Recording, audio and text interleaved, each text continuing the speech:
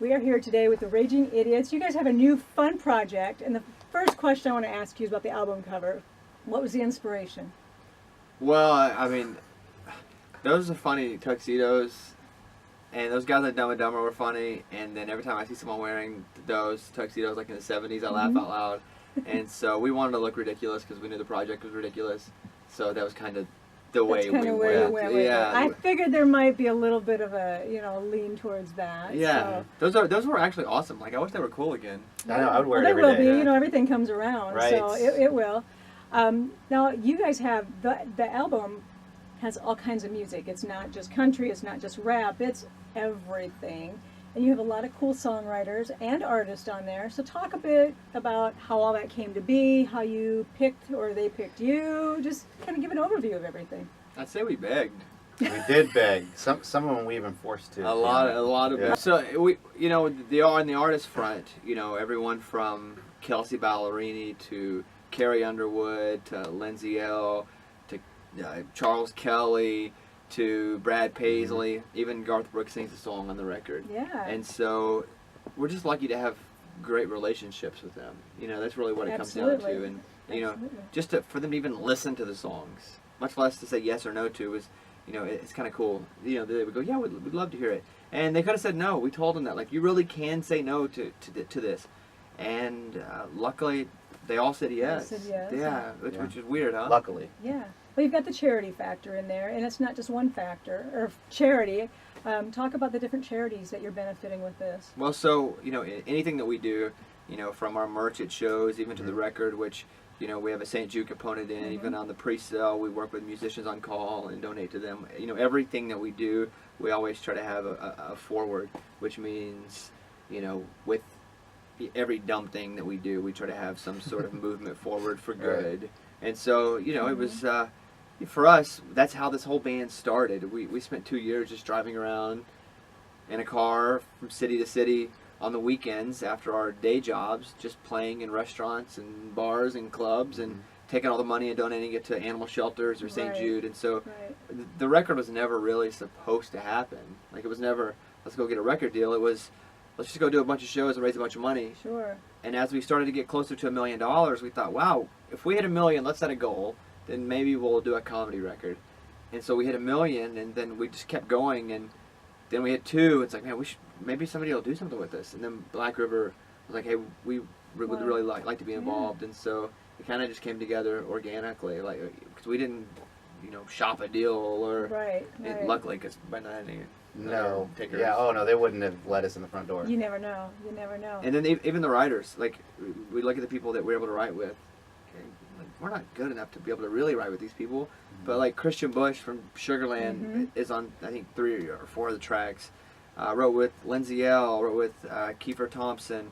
Wrote with Lee Miller, who's on 3 or 4 of the tracks. Lee Thomas. Sorry, his official name. Lee Thomas Miller, who's really become one of my buddies in life. He's a great person. Like, he wrote Jamie Johnson's In Color. I mean, he won the CMA for Song of the Year, and then he's writing the Starbucks, And so we've been really lucky to surround ourselves with great people, because if we hadn't surrounded ourselves with the right people, I mean, it just wouldn't have been any good. Look at us. And it'd have been... Oh, we would have promised a really bad... It'd have been a really... Bad quality, bad sounding, not even... And we'd only put on cassette, too. It'd have been a whole thing. 8-track, vinyl, cassette, everything, So, do you get asked to do your impersonations of voices and stuff all the time? I do. You do a great job. I do, thank you. Yeah. What's your favorite?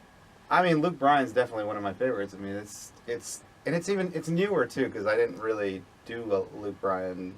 It's a couple years old. Couple years. I mean, it's not like Kermit. I've done Kermit my whole life. But Luke Bryan is just, it's something that just kind of came up. Bobby kind of pulled it out of me because I did it one day in the studio, and he's like, Have you just interviewed him or seen him? That we you had just kind of popped in? Yeah, we had interviewed him a couple times, and it had some mannerisms and characteristics in his voice where I just kind of, I did it just like that. And Bobby was like, dude, that sounds just like him. We got to do that on air. And so we did that, and it just stuck. And I feel like, I don't know, I'm getting better at it. I practice a lot. Your next career? I practice a lot. A lot. Sometimes he just breaks into character. Like, what do you call it when you're acting? But you method. He's a method actor voice sometimes. actor. But it was never even supposed to be a bit on the record. Like, we would just go into the studio, after we finish a song and do stuff. And so, and on the record, you'll hear me laughing in the background. That's because we were in the same room. And Eddie was just riffing. We were just doing things. Yeah. We'd be like, "Hey, Luke Bryan now does the Gettysburg Address. Go, Eddie!" And then no prep, Eddie would just do it. And that's why I would start laughing, and we couldn't pull the laugh off of it. So that's what makes the it's whole on there. project fun. Is it's not serious. It's very real to life. I mean, that just in listening to it, you're just cracking up with you because Right. it's real stuff. So, that's what makes it How do you fun. feel about that compliment, Luke? I mean, I think it's pretty good, y'all. I mean, I'm happy with it. I want to know what Kermit thinks. Well, I mean, Luke's not my favorite person in the world, but I'm a big fan of his music. So let's talk about some of the other artists. Garth, Kelsey, Lindsay. How did you get them to come in? Kelsey, we've known Kelsey. I've known Kelsey before. She had even a deal. And Yeah. she was only just a writer. Like I remember at the Christmas party when they offered her an actual recording contract. So I've known Kelsey forever. And then we were out doing shows, and we took Kelsey with us out for a few months, and it was just a lot of long car rides, and you realize that you like somebody. Yeah, Like, and she's funny, and she's got that impromptu. and she can sing like crazy. Oh, yeah. Absolutely, yeah. So Kelsey was an easy one, and we're on the same label too. So, and that's kind of how we ended up here, was our relationship with Kelsey. And so, Kelsey was easy because of that. Like Brad Paisley, we've spent enough time together that he's just a funny guy. And he's awkward funny, which is Well, good. a lot of his songs kind of go down that same path Yeah. of just reality, funny stuff, and the toilet song and all the stuff that he does. So, yeah. To him, it was just cool for him to say yes because that's what he does. He's very witty, and so he, Brad and we got to open for Brad even before we did the record. Brad took us out and let us open for him, and so with Brad it was just being lucky. With Carrie, we just sent the song and really lucky. so please. Please. We called her about 100 times. And Carrie's so funny, and she's been a great friend of the show and of the band. She played the Ryman with us. Remember that. So Carrie's been really, really great to us. We've known Lindsay all forever. She came out after Kelsey and went on the road with the Raging Idiot, so we got to know her then. Charles Kelly, we had talked for so long, Charles and I, about like hosting award stuff together and doing TV projects together.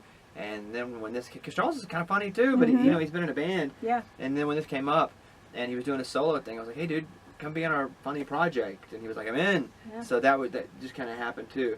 And Garth was just like Powerball. Like I'm that couple in Kansas that won the Powerball. That's what that feels like with Garth. I wrote that song "Fishing with My Dad" with a couple great writers, and I didn't think it was going to be on the record because it wasn't funny. Like it really, there's no comedic aspect to it. It's just about my life. Right.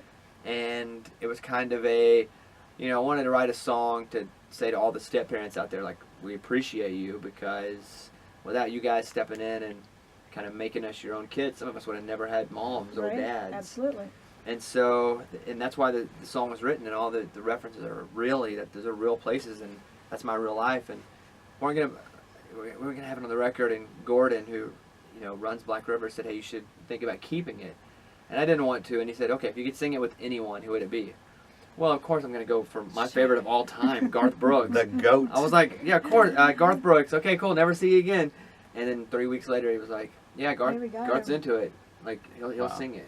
And then you picked yourself up off the floor and went. that was "No nuts. way." Like it's still. Yeah. I'm wondering if it's Eddie doing an impression of Garth Brooks. It's not. Like, yeah, that's It's why. not. That one's not me. So let's talk about the songwriting a little bit. Had you done a lot of songwriting prior to going into this? Well, I think we come from two different backgrounds. So I'd written a lot of comedy songs because I've been a comedy writer for a while. And Eddie was a real life musician. So Eddie had a record out with a band. Yeah, I played in a band. I played Right. music. I would come from a family of music. I have like 5 uncles that have been musicians, and it's just something that is kind of in my blood. And it's really cool to team up with my best friend, who also is a funny guy, a great writer, and just so creative that we just kind of put those two things together, and boom, here came. So the did you, Idiots. since you were not musically background as far as like he was professional, I know you're professional, but the songwriting part of it, did you learn a lot from these writers since you're working with them? Oh yeah, it's even weird to call myself a songwriter. I bought my first guitar, I think, when I was 18 at a pawn shop for $50 because I wanted to play on stage inside of my stand-up comedy and write funny songs. And so, but I would write these 90-second songs to be part of a comedy routine. And then to come in and be able to write with guys, like a lot of those, like the Christian Bushes and Lee Millers, like you just sit back and go, wow, this is why you guys are great at what you do. Yeah. So we just try to surround ourselves with the best people, artist-wise, songwriter-wise, even all the staff that put the record together, producer-wise. So, for us, it's been key to just get the right people. Yeah. And we've been lucky enough to do that. I think you nailed it. Is there anything else you want to add before we wind up? Luke, you feeling good today? I feel great, How'd y'all. the interview go well? I like this interview. I can go for 30 more minutes. Yeah. We can talk about whatever you want. Well, I think we talked about pretty much everything, unless there's something else you want to mention. So I appreciate you guys taking time today. It's always fun to talk to you guys. Thank you very Absolutely. much. Thanks for talking to us. Thank you. All right.